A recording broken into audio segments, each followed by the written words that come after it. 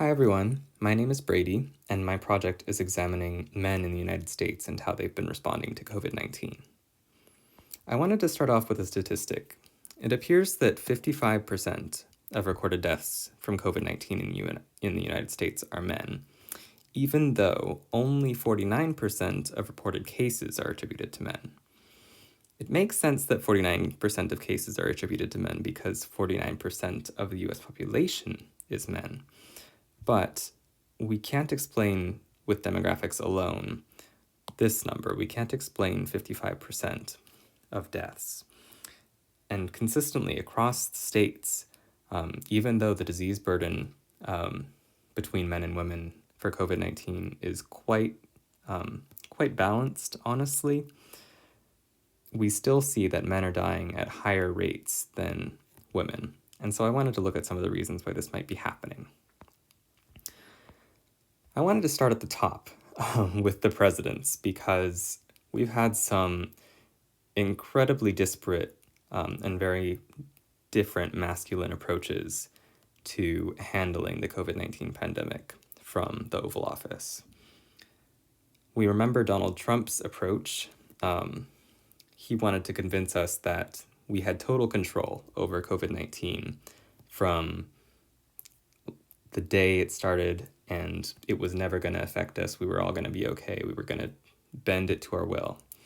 Indeed, he was like, even though this is a very contagious virus, it's something we have total control over. And that was something he said in March 2020, when clearly we didn't have total control over COVID-19. President Biden, on the other hand, has taken a much different approach. He's taken this kind of paternalistic viewpoint that his job as president is to protect all Americans. And this was something he said in September of this year. So we see that while Donald Trump was approaching the pandemic from this very macho man, powerful perspective of trying to essentially dominate COVID-19 and force it into submission, President Joe Biden is instead taking on this protective, shielding approach in his public approach against the COVID-19 pandemic.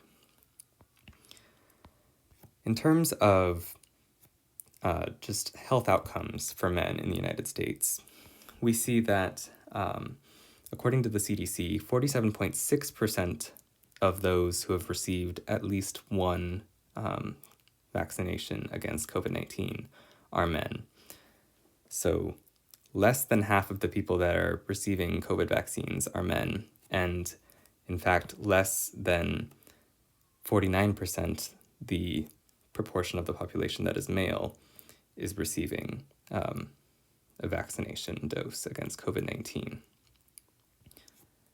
It also appears that men are, when they are admitted to the hospital, are more likely to need ICU care. They are 26.3% likely to require ICU care compared to 19% of women who are admitted to the hospital that require ICU care.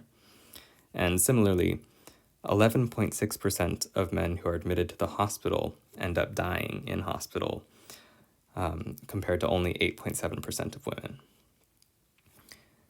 So obviously these numbers aren't the end-all, be-all of this story, but it is interesting to note that men seem to be having somewhat more negative health outcomes across the board from COVID-19.